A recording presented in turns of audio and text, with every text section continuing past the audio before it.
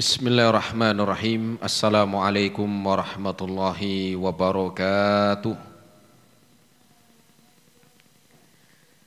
Innal hamdalillahi nahmaduhu wa nasta'inuhu wa nastaghfiruh wa na'udzu billahi min shururi anfusina wa sayyiati a'malina.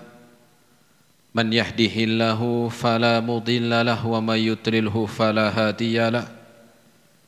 Ashhadu an la ilaha illallah wahdahu la syarika lah wa ashhadu anna Muhammadan abduhu wa rasuluh. Qala Allah Ta'ala fi kitabihil karim, ya ayyuhalladzina amanu taqullaha haqqa tuqatih wa la tamutunna illa wa antum muslimun.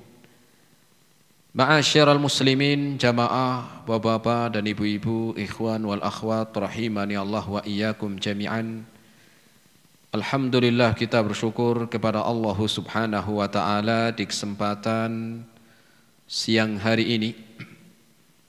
Kita masih diberikan kesehatan, taufik dan hidayahnya.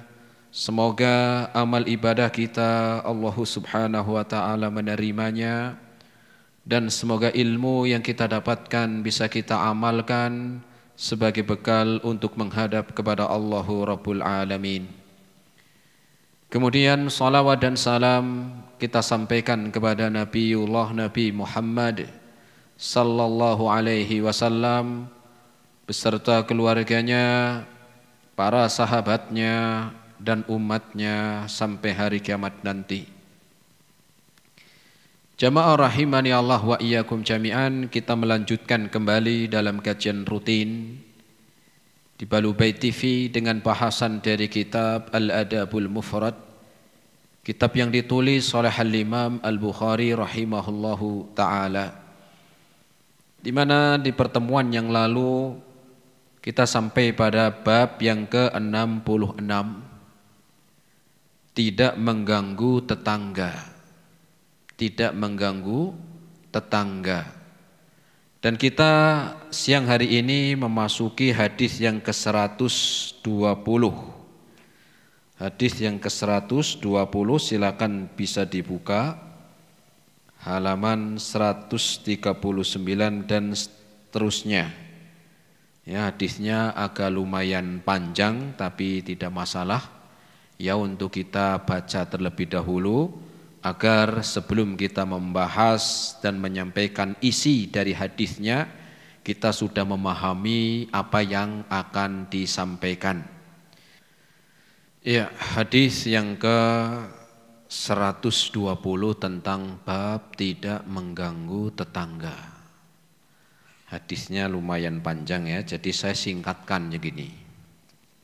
Tapi insya Allah tadi sudah dibacakan, ya kurang lebih sudah bisa dipahami. Jadi hadis yang ke-120 yang dibawakan oleh Al-Imam Al-Bukhari rahimahullahu ta'ala dalam kitabnya Al-Adabul Mufrad, di dalam bahasan tentang tidak mengganggu tetangga. Jadi dikisahkan dalam hadis ini, pernah Aisyah radhiyallahu ta'ala anha, Ummul Mukminin, ditanya salah seorang perempuan. Karena Aisyah ini memang dikenal sebagai seorang yang ahli di dalam ilmu agama. Bukan karena istrinya Nabi juga, tetapi karena beliau memang dari istri-istrinya Rasul yang dikenal seorang perempuan yang alim atau alimah. Ada seorang perempuan yang bertanya kepada Ummul Mukminin radhiyallahu anha dengan mengatakan, wahai Ummul Mukminin, bagaimana pendapatmu kalau suami, ya, salah seorang dari kami, ya, ini kan semuanya sudah keluarga ya. Maka ditanya, bagaimana pendapatmu ketika ada salah seorang suami yang meminta di sini tuh dalam tanda kutip ya, meminta maaf hubungan suami istri. Kemudian istrinya itu menolak karena lagi males atau karena lagi kesel, atau lagi males, nolak. Kata perempuan ini, apakah penolakan seorang istri tersebut, ya tersebut dengan ajakan suami, apakah dia berdosa? Maka Aisyah pun menjawab, na'am, iya. Ya, karena nolaknya bukan karena sesuatu yang syar'i, bukan karena uzur, karena malas, lagi kesel, terus diajak nggak mau begitu. Maka perempuan tadi nanya lagi, wahai Ummul Mukminin, terus apa boleh kalau seorang istri itu pas lagi haid, datang bulan, kemudian dia bisa tidur bareng satu selimut dengan suami, sedangkan dalam keadaan haid. Maka Aisyah pun mengatakan boleh. Kemudian Aisyah bercerita melanjutkan, ya, boleh. Itu pernah saya alami, kata Aisyah. Itu pernah saya alami. Kemudian Aisyah pun bercerita. Jadi waktu itu begitu, kata Aisyah, waktu itu di malam yang ketika itu saya sedang bersama Rasul, suaminya. Kemudian kala itu Rasul pun izin untuk keluar rumah. Ya, setelah ngobrol sama istrinya, bareng sama istrinya, kemudian mau ke masjid. Kemudian ketika Rasul ke masjid, Aisyah pun membuatkan adonan roti buat suaminya nanti kalau sudah datang dari masjid. Ketika suaminya ke masjid, Aisyah bercerita, ketika Rasul ke masjid, saya masak, kemudian buat adonan roti. Setelah buat adonan roti, kemudian dimasak, mungkin dulu dibakar begitu. Sampai rotinya itu sudah matang, ya, rotinya sudah matang, Rasul belum datang. Ya. Akhirnya Aisyah pun setelah rotinya sudah matang, nunggu Rasul enggak datang-datang, Aisyah ketiduran. Aisyah pun ketiduran, ya, karena nungguin Rasul dari masjid. Nah, sampailah Rasul datang, ya. Rasul pun datang dari masjid, kemudian menemui istrinya yaitu Aisyah radhiyallahu anha, dan waktu itu pas malam, ya, ini kejadiannya malam. Di luar sangat dingin. Sehingga ketika Rasul masuk rumah, ketemu Aisyah di kamar, maka Rasul meminta Aisyah, ya, Aisyah pun bangun ketika Rasul datang. Rasul mengatakan, selimuti aku. Maknanya selimuti di sini yang dipahami oleh Aisyah itu layani aku untuk berhubungan, maknanya begitu. Rasul mengatakan selimuti aku karena di luar lagi dingin. Yang dipahami oleh Aisyah ketika Rasul meminta untuk diselimuti karena di luar dingin dan baru dari luar, Aisyah ini memahami Rasul minta untuk berhubungan suami istri. Sehingga Aisyah pun mengatakan, ya Rasul, saya lagi haid. Ya. Kemudian Rasul ketika Aisyah mengatakan demikian, saya sedang haid, maka Rasul pun mengatakan, mengatakan setelah istrinya mengatakan demikian, untuk merenggangkan kakinya. Kemudian Rasul menempelkan pipinya di perut, Rasul di perut sampai terasa hangat begitu, sampai terasa hangat. Ya. Dan akhirnya pun tidak lama setelah itu Rasul tidur yang ada di ya menempel kepalanya atau pipinya di perutnya Aisyah radhiyallahu anha. Ini menunjukkan Rasul sangat romantis ya. Dan Rasul ketika istrinya mengatakan demikian, Rasul gak marah. Gimana sih kamu? Ya, udah ditunggu-tunggu malah begini, enggak. Rasul tetap tidur di atas perutnya Aisyah. Nah, setelah tidur, tapi tidurnya ini bukan tidur yang terlelap, enggak.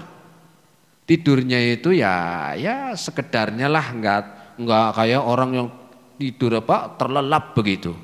Nah, ketika ketika Rasul dan Aisyah itu tiduran, ya setengah ngantuk begitu. Disebutkan ada kambing masuk. Nah, ada kambing masuk rumah. Ya, ada kambing masuk rumah. Fa'aqbalat syatan. Nah, ini saya baca di akhirnya. Ya, di akhir dari hadis ini, fa'aqbalat syatan li jarina dajinatun fadakhalat. Ketika kami sedang tidur, kata Aisyah dengan Rasul, itu ada kambing masuk rumah. Ya, bukan ayam ini, bukan kambing. Ya. Kemudian summa amadat ilal kursi fa akhadathu. Ketika kambing ini masuk rumah saya, kemudian nyari-nyari apa yang ada di rumah Rasul. Rumahnya Rasul kan kecil ya. Nah, di situ kambing ini ngelihat ada roti gitu. Ada roti yang tadi Aisyah masak ya, kemudian nunggu suaminya pulang ketiduran atau tidur.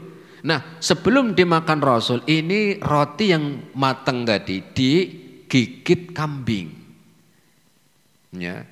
Dan kambing ini disebutkan summa amadat ilal kursi fa akhadathu, kemudian dia ngambil roti tadi, summa adbarat bihi, kemudian dia gigit, kemudian keluar. Ya. Jadi tujuan kambing ini mungkin masuk rumah nyari apa, kemudian lihat ada roti nganggur, diambil atau digigit, kemudian sudah dapat gigitan roti, keluar. Bayangkan rumah Nabi dimasuki kambing jemaah. Ya, ada kambing masuk rumah Rasul, gigit roti, kemudian keluar. Ya. Karena sudah dapat. Qalat faqultu anhu. Ketika aku melihat, ya ketika itu aku pun kerasa ini kayaknya ada kambing masuk. Kata Aisyah, saya ya, saya terbangun, wastaiqadhan Nabi sallallahu alaihi wasallam, dan Rasul juga terbangun. Yang tadi lagi tiduran, Aisyah bangun karena ada kambing masuk ke rumah, ya, kemudian gigit roti, keluarlah kemudian keluar, Rasul juga terbangun. Fabadartuha ilal bab, kemudian saya pun bergegas ingin ngejar kambing tadi, ya, yang sudah gigit rotinya. Yang sudah Yang sudah gigit rotinya. Apa yang terjadi? Ya, maka Rasul ngelihat istrinya itu Aisyah sudah keluar atau sudah mau menuju pintu, entah pintu kamar entah itu pintu depan, intinya Aisyah ini pengen ngejar kambingnya siapa nih, mungkin begitu ya. Ya, kok bisa masuk rumah? Ternyata Rasul pun memanggil Aisyah dan mengatakan, khudi ma adrakti min kursiki wala tu'adzi jaraki fi syatih. Rasul pun mengatakan kepada Aisyah, wahai Aisyah, ya, ambil roti sisanya, ambil sisa yang digigit kambing.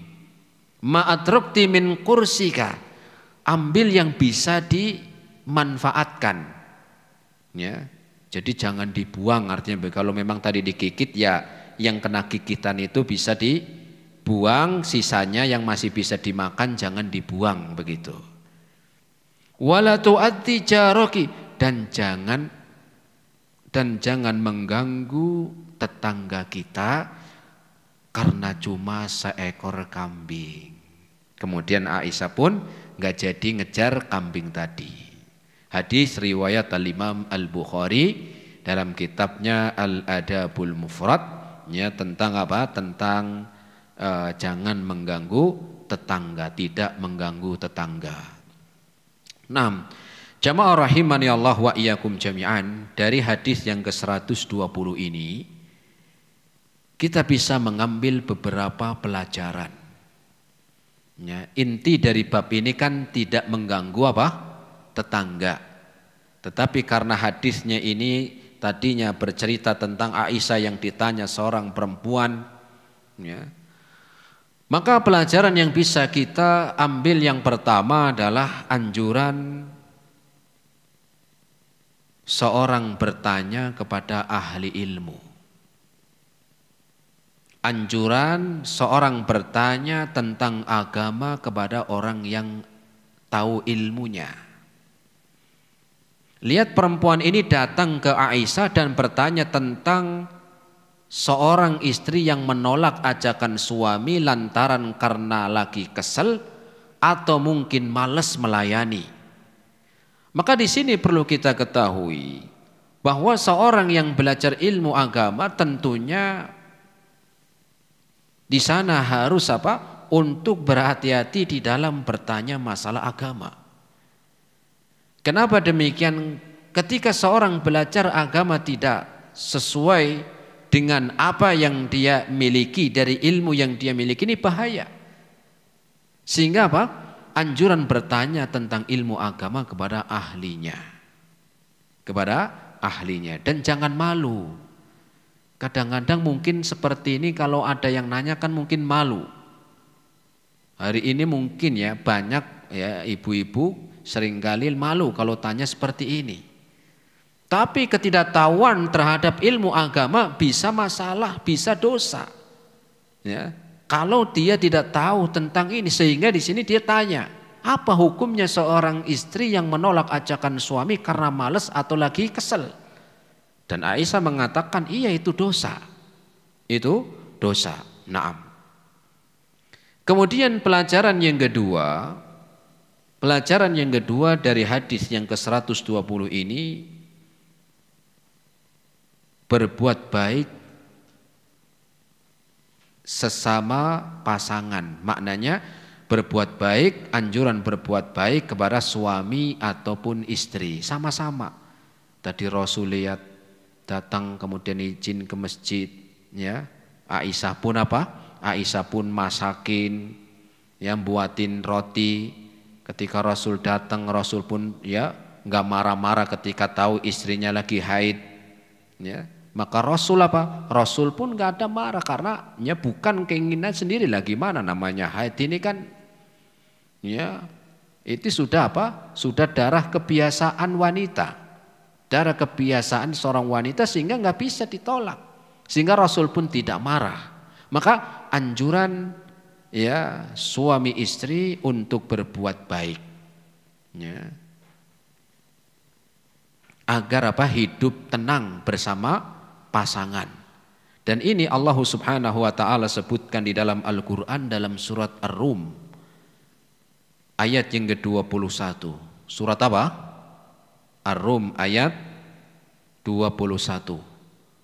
Allah Subhanahu wa taala berfirman, wa min ayatihi an khalaqalakum min anfusikum azwaja litaskunu ilaiha wa ja'ala bainakum mawaddatan wa rahmah inna fi dzalika laayatil liqaumi yatafakkarun.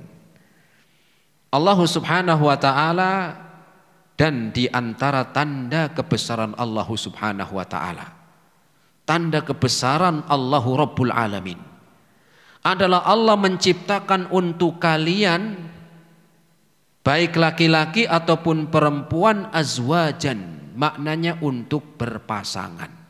Hidup ya berpasangan, suami istri, laki-laki perempuan. Ya. Kalau yang belum nikah gimana Ustaz? Ya nikah. Ya, Allah menciptakan ada laki-laki, ada perempuan, di antara hikmahnya agar bisa hidup apa? Hidup berdampingan, hidup berpasangan. Ya, nggak ada laki-laki sama laki-laki yang nggak jadi, atau perempuan sama perempuan yang gimana? Ya, karena banyak kadang ada orang ya hari ini Tidak sedikit orang yang ya pengen melegalkan begitu. Laki-laki boleh nikah sama laki-laki, perempuan sama perempuan. Nah, repot ini, menyelisihi syariat. Ya. Dan ini bahaya kalau kalau dilegalkan. Ya, nanti dapat undangannya apa? Hadiri pernikahan, mengharap ridhonya, ya, pernikahan antara Budi dan Gunawan. Ngeri, laki-laki sama laki-laki. Ya, pernikahan antara Susi dan Wati. Ya. Allah Subhanahu wa taala sebutkan an khalaqalakum min anfusikum azwaja. Allah ciptakan kalian itu ada laki-laki, ada perempuan untuk berpasangan. Apa tujuannya? Litaskunu ilaiha. Agar kalian itu hidup bareng, tinggal bareng. Ya. Udah suami istri tinggal bareng. Kadang-kadang enggak, sudah nikah, suaminya tinggalnya di mana, istrinya di mana. Lah gimana akan mau ciptakan kebaikan sedangkan tinggalnya enggak bareng. Ya.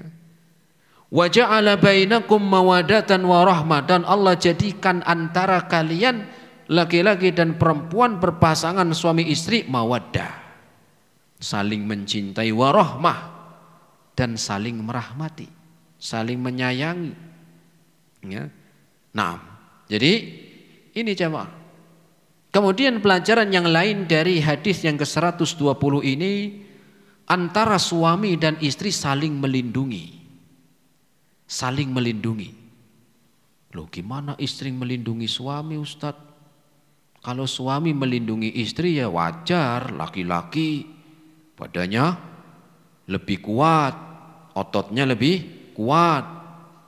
Ya, suami yang melindungi istri dari kejahatan manusia, ya jelas. Lah bagaimana kalau istri melindungi suami? Gimana Ustadz? Apakah istri harus belajar kungfu dulu? Ya enggak, masa belajar kungfu dulu. Ya. Artinya istri melindungi suami itu adalah melindungi, menjaga kehormatan suami. Menjaga kehormatan suami. Bagaimana menjaga kehormatan suami? Dijaga biar suami enggak selingkuh, ya. Dijaga suami agar tidak berzina. Ya. Menjaga syahwatnya. Makanya tadi kalau diajak, ya kata Aisyah, nolak itu dosa karena bukan sebab karena syariat, tetapi sebabnya cuma karena lagi kesel. Cuman kemarin minta belikan cilok, belum dibeliin ciloknya, ya.